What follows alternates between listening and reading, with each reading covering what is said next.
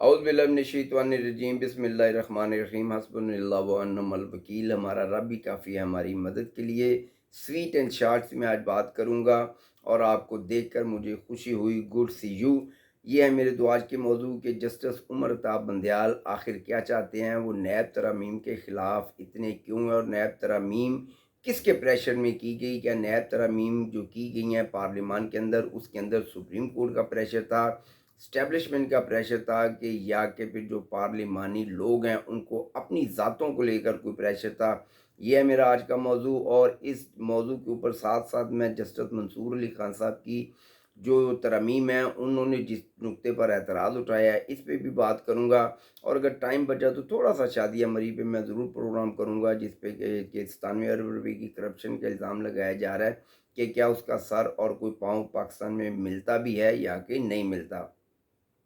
मगर सबसे पहले 6 सितंबर पाकिस्तान का वो तारीख़ी दिन है, जिससे जब हम सुबह उठते हैं तो हमारा जो सर है वो फ़ख्र से बुलंद हो जाता है और दुश्मन को हमने वो ज़ख़म दिए हैं जो ता क़यामत वो चाटता रहेगा।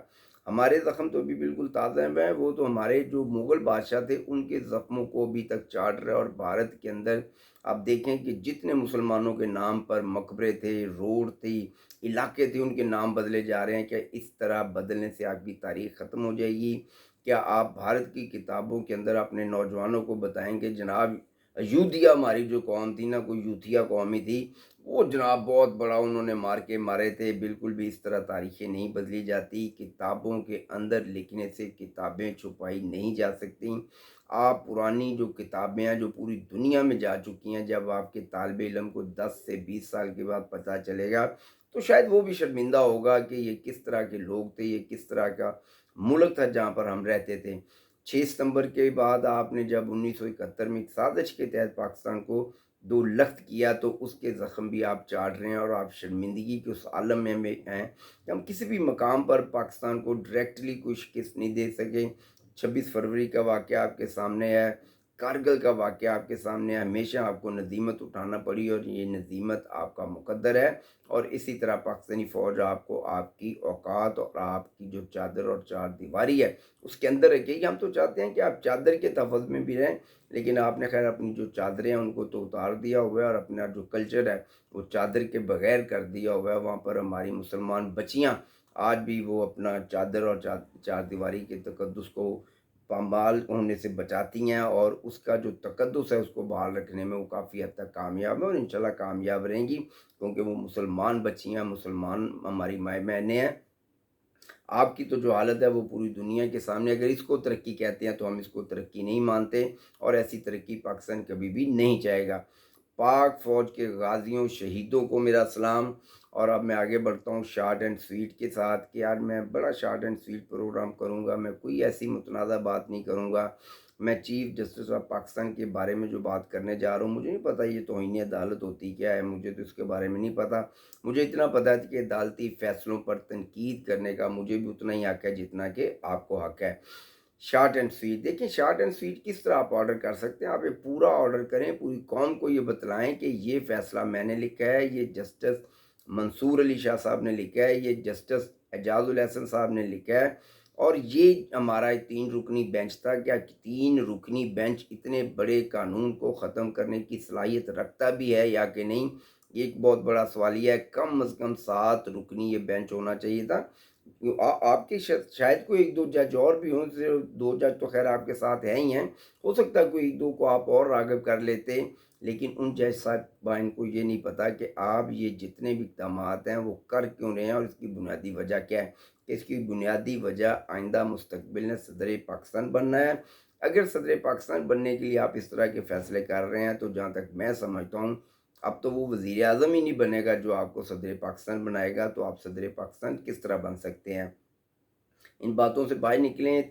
दोबारा तारीख़ हमारी ये ना सुने कि शहीद ज़ुल्फ़िकार अली भुट्टो का एक अदालती कत्ल था। आपके जो फ़ैसले हैं वो तो पंजाब असम्बली में जब आपने एक ही फ़ैसले को 2 फ़ैसलों में बदल दिया तो सारा जो खेल था वो कौम के सामने आ गया। जो सारी आपकी सोच थी वो कौम के सामने आ गई।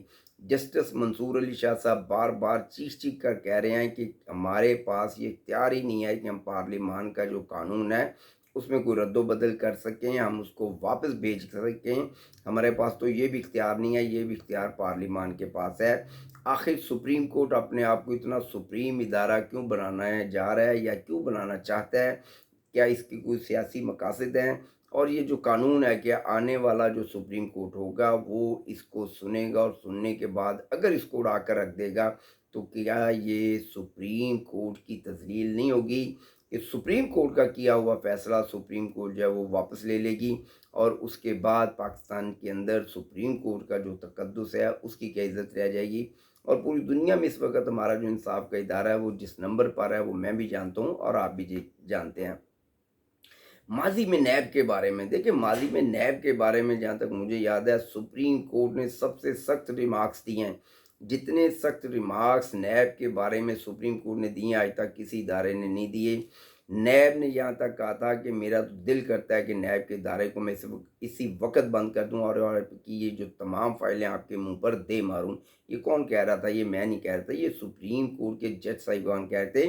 عمر عطاب بندیال صاحب نے کہا تھا ایک قانون ایک کیس کے اندر، مجھے وہ کیس تو یاد نہیں ہے، احسن اقبال صاحب کا تھا یا خواجہ آصف صاحب کا تھا، تو آپ نے کہا تھا کہ میرا دل کرتا ہے یہ فائلیں میں آپ کے منہ پر دے ماروں۔ شاید اس وقت بھی آپ کو یہ لگ رہا تھا کہ اتنا کمزور کیس میرے سامنے پیش کیا ہے کہ میں اپنے ان لوگوں کو، جہاں تک میں سمجھتا ہوں آپ ان کو اپنا مخالف سمجھتے ہیں، کہ میں ان کے خلاف فیصلہ دے نہیں پاؤں گا کیونکہ قانون کے اندر بہت زیادہ خامیاں ہیں۔ آپ ان قانون کے اندر جو خامیاں جب آپ نشاندہی کرتے ہیں اور جب پارلیمان ان کو دور کرتی ہے تو اس پر بھی آپ اعتراض اٹھاتے ہیں، اور جب آپ کسی مجرم کو بری کرتے ہیں تو تب بھی آپ نیب پر ضرورت سے زیادہ تنقید کرتے ہیں، اور آپ یہ کہتے ہیں کہ نیب کے ادارے کو تو بند ہی ہو جانا چاہیے۔ آپ بھی کہتے ہیں، پارلیمان بھی کہتا ہے، پارلیمانی لیڈر بھی کہتے ہیں، تو آخر کون ہے جو نیب کو بچا رہا ہے؟ کیا وہ لوگ بچا رہے ہیں جو اپنے سیاسی مقاصد چاہتے ہیں اور اپنے سیاسی مقاصد وہ بار بار حاصل بھی کر لیتے ہیں؟ ہمیں خدا را قانون کی پاسداری کرنی چاہیے، قانون پہ بات کرنی چاہیے۔ کسی سیاسی لیڈر کو دیکھ کر جب آپ یہ کہیں گے گڈ سی یو، مجھے تو آپ کو دیکھ کر مجھے تو بڑی خوشی ہوئی، تو یہ پارلیمان سپریم کورٹ کی روایت نہیں ہے۔ ہم نے کبھی نہیں دیکھا کہ کوئی جج جو ہے وہ اپنی کرسی سے اٹھ کے کھڑا ہو جائے۔ ہم نے اس بندے کی محبت میں یہ بھی سین دیکھ چکے ہیں کہ ایک جج صاحبان اپنی کرسی سے کھڑے ہو گئے کہ عمران خان صاحب میرے پاس پیش ہونے کے لیے آ گئے، وہ اس کو ہی بہت بڑا اعزاز سمجھ آتا۔ لیکن وہ عمران خان جس نے پاکستان کی اکثری تنصیبات پر حملہ کیا، آج 6 ستمبر کا دن ہے، ہم اپنی فتوحات منا رہے ہیں، لیکن دوسری جانب ہمارے اندر جو ایک شرمندگی ہے، ہمارے اندر جو ایک سوچ آ رہی ہے وہ یہ بھی ہے کہ ہم نے کس طرح سے اور کتنی اپنا غیر معمولی صلاحیت کے ساتھ آپ نے اس طرح کا اقدام کیا کہ آج پاکستان پوری دنیا میں شرمندگی کا بھی اس کو سامنا ہے، اور پاکستان کے اندر بہت زیادہ اس کے بارے میں نفرت بھی پھیلائی جا رہی ہے۔ پاکستان کے اندر میں دیکھ رہا ہوں کہ سوشل میڈیا جو ہے وہ ایک بہت بڑی طاقت بن گیا ہوا ہے۔ سعدیہ مریض جو ہیں کہ پاکستان پیپلز پارٹی کی سندھ سے رکن قومی اسمبلی بھی رہ چکی ہیں، ان کے بارے میں اتنا بڑا پروپیگنڈا کیا گیا کہ 97 ارب روپے کی خطیر رقم ان کے اکاؤنٹ سے، ان کے گھر سے برآمد کی گئی۔ خدا را ہوش کے ناخن لیں، عقل سے کام لیں، پڑھی لکھی اس قوم کو آپ نے کتنا جاہل اور کتنا بیوقوف بنا دیا ہے۔ وہ بیچارے یہ کہتے پھرتے ہیں کہ جناب دیکھیں اگر کسی بھی چینل کو 2 ڈھائی 3 لاکھ روپیہ دے دیں تو وہ خبر دبا لیتا ہے۔ کیا پاکستانی میڈیا اتنا کمزور ہے کہ اتنی بڑی خبر کو چھپا سکتا ہے؟